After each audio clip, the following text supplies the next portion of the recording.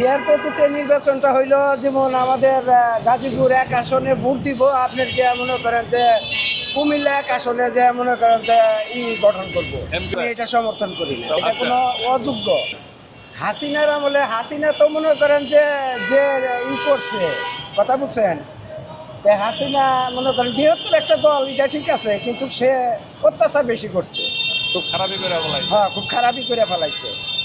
এখন মোটামুটি মনে করেন যে আমরা বিএনপি যদি আসে তাহলে জনগণ মনে হয় আবার ভালো একটা মানে সুফল পাওয়ার চিন্তা ভাবনা আছে। না, বিএনপি আসলে অরিজিনাল যে মনে করেন যে বিএনপি করে সে কখনো চাঁদাবাজি করে না।